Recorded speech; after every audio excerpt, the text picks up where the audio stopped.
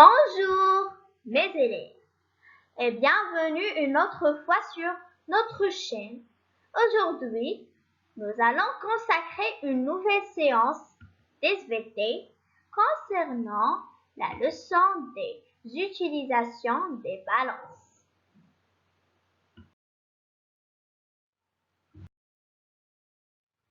Notre leçon a comme objectif mesurer la masse d'un corps solide et d'un corps liquide.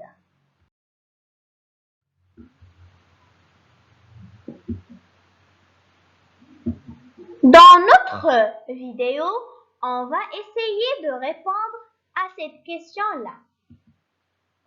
Comment peut-on peser la masse d'un corps solide et celle d'un liquide?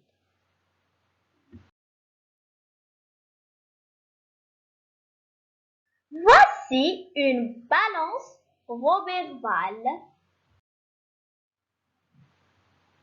Pour mesurer la masse d'un corps solide, on a besoin d'une balance Roberval. Et la balance Roberval se constitue de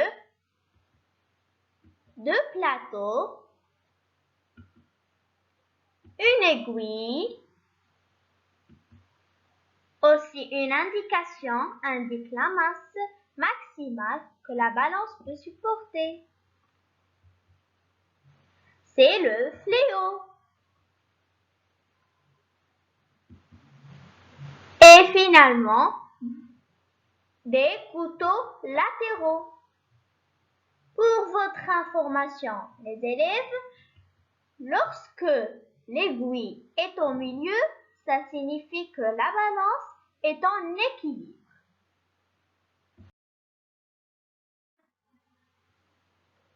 Donc maintenant, on va apprendre la méthode pour mesurer un corps solide. La méthode est de placer un corps solide sur un des plateaux. Et la question est, qu'est-ce qu'on constate quand on a placé le corps solide dans un des plateaux et on a laissé l'autre vide? Je vous donne un moment de réflexion. Évidemment, on constate que l'aiguille est à droite car la masse des morceaux de sucre est plus grand que rien, c'est-à-dire plus grand qu'un plateau.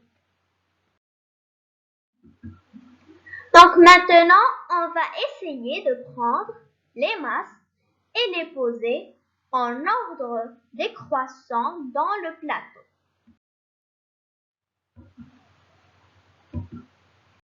L'aiguille est vers la masse de 500 grammes, c'est-à-dire que la masse du sucre est plus petite que 500 grammes, ou d'une autre façon, la masse de 500 grammes est plus grande que la masse du sucre.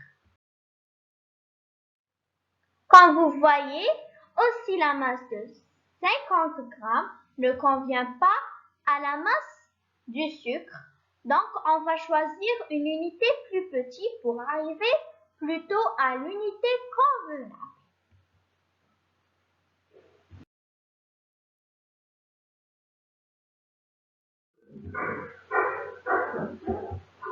Donc, j'ai choisi comme unité 20 grammes et il était un petit peu grand. Pour cela, on va choisir 10 grammes.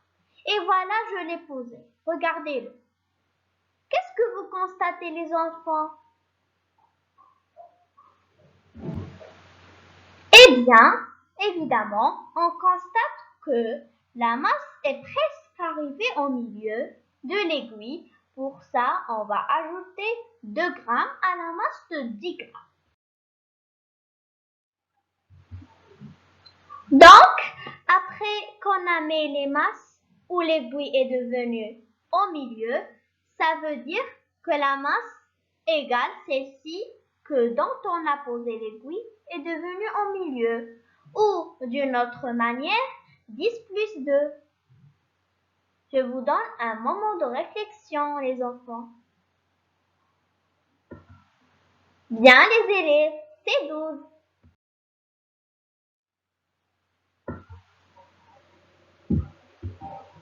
Passons à la deuxième partie de la séance, c'est-à-dire comment utiliser et mesurer un corps liquide.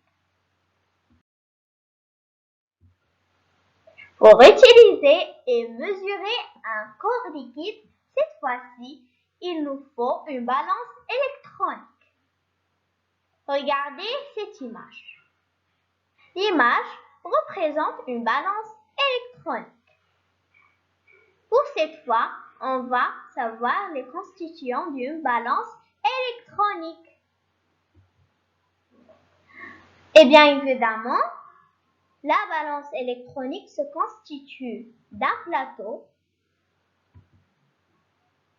des boutons et d'un écran. Très bien.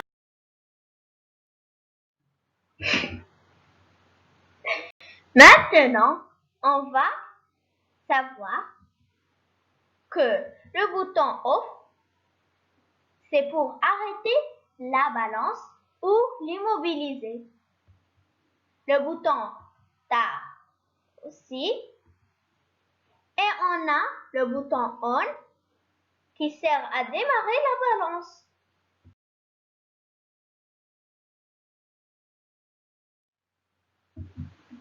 Donc, on va mettre le bécher sur le plateau, puis on appuie sur le bouton start afin de ne pas prendre. Premièrement, on compte la masse du bécher dans les mesures ultérieures. Bien.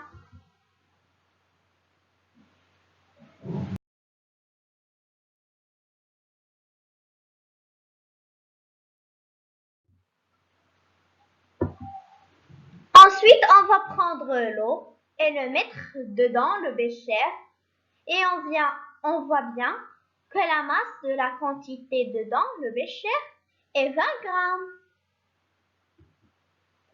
Enfin, on va éteindre la balance en cliquant sur off.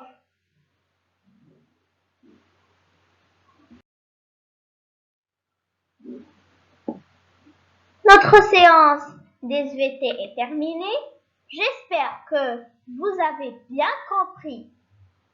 Si c'est oui, n'hésitez pas de faire un like et de s'abonner sur notre chaîne pour que vous recevez toutes nouvelles. Et à bientôt!